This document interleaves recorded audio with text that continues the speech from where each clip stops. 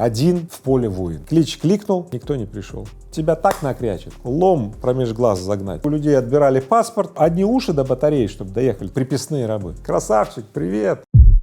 В чем секретный соус? Я отвечу на вопрос. У всех людей разный рост, и не важно, где ты рос. А в чем секретный соус? Окей.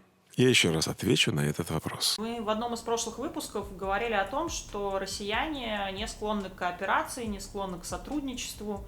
Как вам кажется, почему так? Да, действительно, в России кооперабельность не самая сильная сторона. Да? И вообще по исследованиям, да, более 50% людей заявили, что они не доверяют никому. Вот отсюда эти стереотипы. Да? Хочешь сделать хорошо, сделай сам. Да? У нас с родственниками отношения всегда срач. Ну, как всегда, часто. С соседями вообще там, я не знаю, заборы вот такие вот, прячемся друг от друга. А это не вопрос, что это плохо или хорошо. Это создает условия, при которых транзакционные издержки создания чего-то большого, они значительны. Вот и все. Нам, чтобы что-то значительное сделать, нужно очень много ресурсов, много времени, чтобы договориться, чтобы это все. А потом ресурсы кончились, мы говорим, да хуй. Вот и все.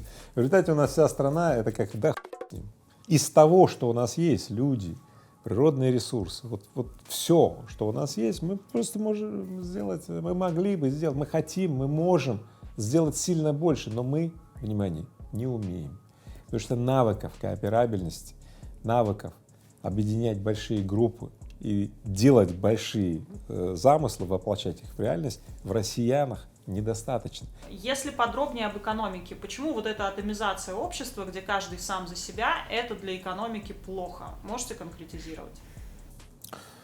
Ну, понятно, почему плохо. Атомизация, разрозненность, да, увеличивают издержки объединения или создания чего-то общего. Вот. Ну, грубо говоря, если мы расположены на двух сторонах большой реки, чтобы соединить эти стороны, чтобы, например, торговля шла, нужен мост. Чтобы мост построить, нужно там ресурсы, время и так далее. Когда мы слишком далеки друг от друга, то очень сложно кооперироваться или издержки высоки. Вот потому экономика низкая, она никак не перейдет в синергию. То есть кумулятивный эффект от хозяйственной деятельности людей, он невысокий. Поэтому, конечно, разрозненность и атомизация, она не просто мешает, так это природа. То есть природа того, что у нас очень дико низкие экономические результаты деятельности. А низкие экономические результаты — это, опять же, влияние на то, что мы не можем инфраструктуру построить, дороги, больницы и так далее. Не можем. Недостаточность. А все началось с чего? Разрозненность бизнесменов, предпринимателей, людей, которые, в общем-то, считают, что один в поле воин. Игорь Рыбаков всегда ставит на взаимодополняющее партнерство. Чтобы компания была сильным, должны быть взаимодополняющие партнеры. Например, я силен в замыслах, в каком-то вижении и так далее, в поиске новых ниш и новых продуктов, а мой партнер силен в системности, в execution, то есть в способности воплотить это и так далее. Вот, результат просто феноменальный.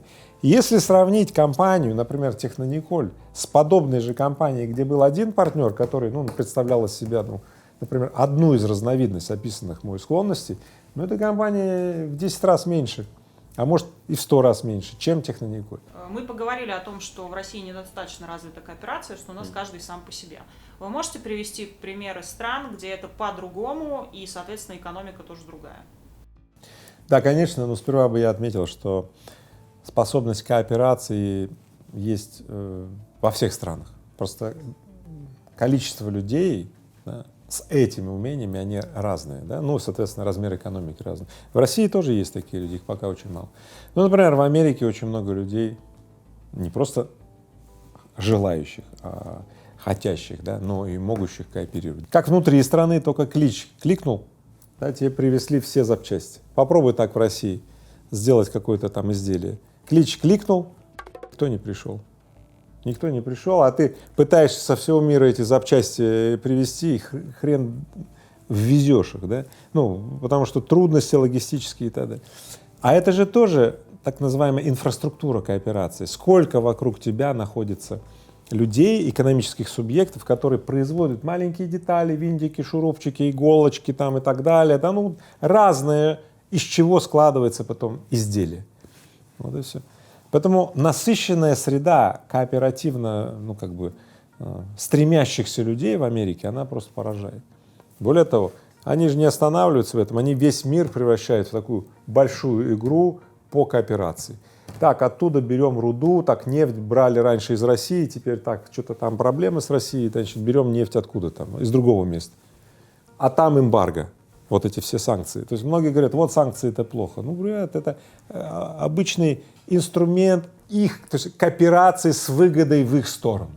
Америка сейчас что делает? Она, в принципе, выбирает других партнеров по кооперации.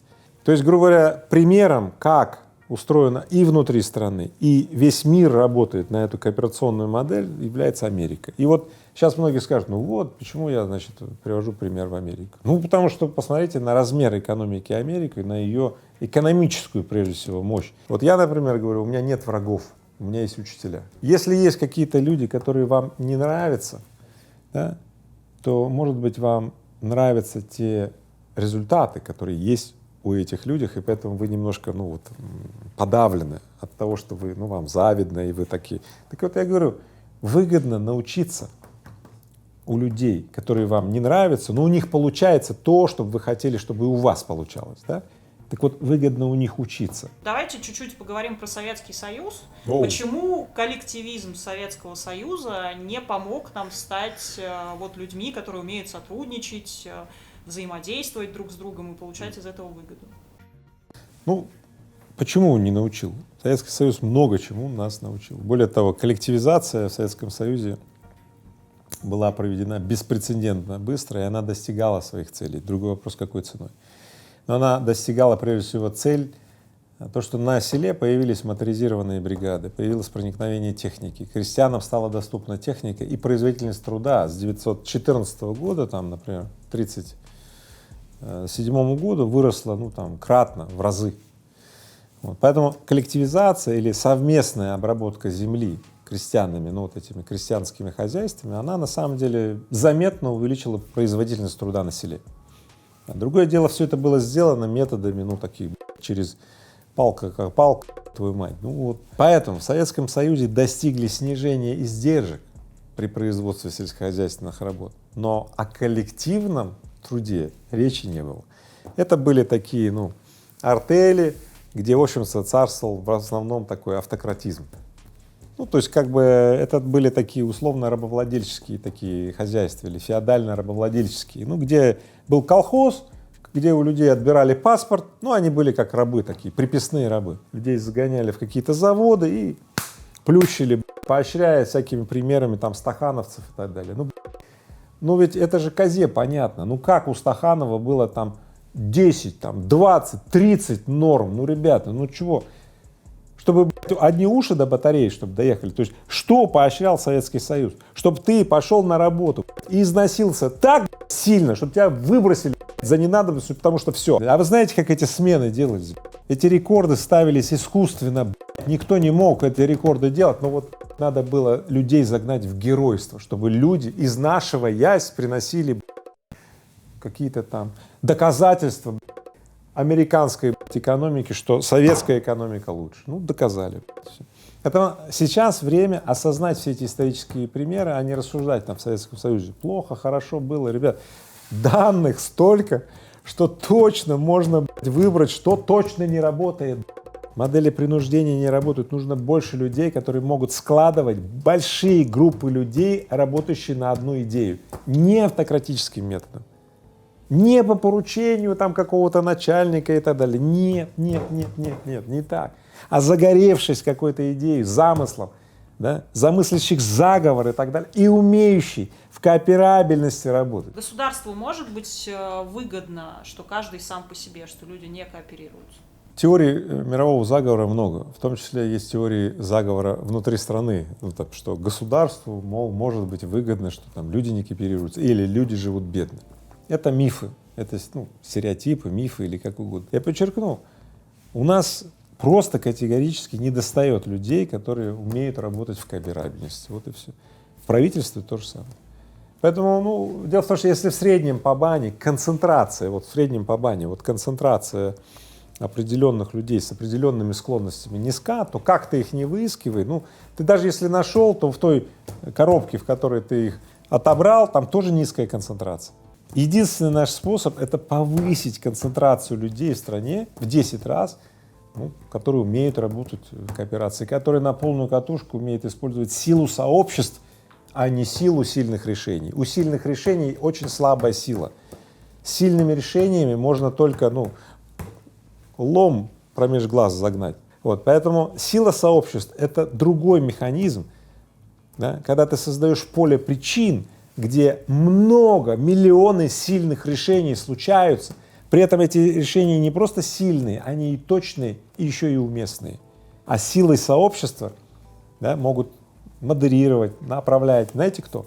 Только люди под названием экстенаторы. X10, ну, X10 Nation. Люди-экстенаторы, то есть люди, рядом с которыми объединяются в группы взаимодополняющих партнерств, люди, которые бы без этого экстенатора бы не работали вместе. Кстати, например, Джек Ма называет себя именно таким человеком, экстенатор. Он так и говорит: единственное, что я умею делать так, чтобы люди, которые бы без меня не работали бы вместе, работают вместе. Все. То есть он человек, да, который способствует, чтобы люди, феноменальные лидеры, которые очень автономны, и никогда бы не работали вместе, они бы также вот были вот по разным этим, говорят: я буду с ним объединяться, ни за что. Так вот, эти люди теперь работают вместе. Так проявился Alibaba, AliExpress и так далее. Вот и все. Надо больше экстенаторов, больше людей, мастеров экстенейшн. Поэтому я еще раз говорю, я в своей школе, Рыбаков University, научаю людей этой ключевой компетенции 21 века — экстенейшн. Мы поговорили в общем о том, как увеличить количество тех людей, которые способны к кооперации. Но давайте дадим в финале прямо простую рекомендацию конкретному человеку, который нас смотрит и который понимает, что у него с этим есть проблемы. Вот что ему делать? Хорошо. Дорогой друг, 4 рекомендации, совета, ну даже упражнения от Игоря Рыбакова для тебя, чтобы ты наконец удивился от того, что на самом деле может проявить твое тело, ум и сердце. Первое и самое главное, тебе придется стать эгоцентриком. Что такое эго? Эго — это ты. Обрести свое эго означает, что ты полностью перестаешь ждать, ну, то есть перестаешь быть ждуном, что начальник тебе даст пендель, может быть, волшебный пендель и так далее, поручение, еще что-то, да? И ты говоришь: могу работать, могу нет, жду, пока даст. Ты полностью перестаешь искать, что еще, какое правило, какие моральные нормы, которым ты будешь соответствовать. Ты перестаешь искать третьих людей, чьи прихоти, чьи интересы ты будешь обслуживать. Да? Вот обстаешь, ты все, ты полностью отключаешься от внешнего мира, ты начинаешь смотреть, глаза свои опускаешь себе вот сюда, вот в центр, ну, где-то в солнечное сплетение. Ты начинаешь работать на себя. На втором шаге первое, что ты делаешь, это небольшую кооперацию с другими людьми, с соседом, с родственником, с коллегой по работе, с кем-то. Небольшую кооперацию, например, договориться и посадить совместно клумбу, дерево, парк, сделать совместное действие, может быть, скамейку поставить, да, какую-то там где-то. Все, совместное действие и поставить галку, что ты умеешь кооперироваться. Третий пункт очень важный, смотри. Как только ты выполнил первые 2, набегут тут же куча людей и будут говорить: вот, чувак, что ты делаешь? Мы же жили нормально, а ты вдруг начал лавочки какие-то ставить, клумбы и так далее. Ты что, давай откажись, вернись, давай лучше бухнем или еще что-то делать. Значит, пункт 3, запоминайте. Немедленно нужно вступить в сообщество людей, где подход кооперабельности, как на втором шаге, это социальная норма. И что за подобные действия люди, которые в этом сообществе, тебя не просто не осуждают, они говорят: да мы все так делаем, живем, красавчик, привет. Примеры этих сообществ я здесь под этим выпуском размещу. Ну, в частности, это Equium бизнес-сообщество, про женщин, X10 движение, X10 академия. Ну, в общем, вы найдете под этим выпуском рекомендованные мной сообщества. И теперь 4. Смотри. Это очень сильный шаг для тех людей, которые проделали первые 3 и уже кайфуют и видят, какие результаты жизни с ними случилось. Так вот, 4. Создать свое сообщество. Да-да, выступить инициатором своего сообщества — это называется кламп. Для того, чтобы создать свой кламп, ты можешь прямо сейчас пройти под это видео и найти ссылку X10 движений. Да, прямо пройти по этой ссылке, и там будет кратенькая инструкция, как создать свой кламп и начать привлекать в свое движение людей. Как, наконец-таки, да, начать развивать свой личный бренд. Потому что все клампы, все сообщества, которые на платформе X10 движения делаются, они именные. Кламп Игоря Рыбакова. Кстати, кламп Игоря Рыбакова тоже есть на этой платформе. Можешь зайти прямо сейчас и посмотреть. Так вот, пункт 4 для тех людей, которые проделали первые 3 шага и теперь хотят гарантировать себя на процветание. В конце этого выпуска хочу еще раз подчеркнуть. Быть в сообществах — это не только выгодно, но еще и безопасно. Если ты один напротив всего мира, то тебя так накрячат, мало не покажется, понятно? Это небезопасно быть одному, поэтому вступайте в сообщество, создавайте свои клампы на платформе X10 движения. Встретимся с вами скоро на празднике явленности, куда попадут все кламперы, все, кто создал кламп. И вот еще что. Я хочу подарить вам подарок. Но этот подарок зашифрован в моем новом треке, нового альбома. Альбом выйдет скоро, вы станете эксклюзивными слушателями. Но суть не в этом. В этом треке ответ на вопрос, как стать успешным. Поэтому слушай трек и забирай ответ, который искал уже давно. До встречи. У меня еще вопрос. Давай. Дяденька, как стать успешным? Хочешь стать успешным? Стань частью движения успешных людей. Ты понял? Миллион, папа стрижет кэш, мой счет как танк, бронированный банк. Миллион, как я вижу тренд, мой трикстер в теме стелит на лютых битах. Трикстер саунд на весах, зависает голоса, полоса тянется судьбою, тенью от героя. Нить в ринге спарринг или как взгляд лед, вот так веки станут пеленой, как спятит твой трикс. Бизнес мой дом, как воин лоб в лоб. Черный Вейрон, либо черный Роллс-Ройс. Видел мой счет, да, русский кросс. Мощный Кинг-Конг, делать деньги пинг-понг. Да, я трикстер, майним коин, этот коин Рыбаков. В 10 икс и башню сносит, карты высыпет вагон. Рыбакоин, делать баксы, баксы пачки круглый год. Баксы пачки круглый год, новый счет там перевод. Новый бизнес-клан X10, ты включайся и погнали. Тот в клане. Тут только профи с нами. Как этот бизнес, делай мани, чеки скатерть. Но в моем клане только профи, кстати. Миллион, папа стрижет кэш, мой счет как танк, бронированный банк. Миллион, как я вижу тренд, мой трикстер в теме стелит на лютых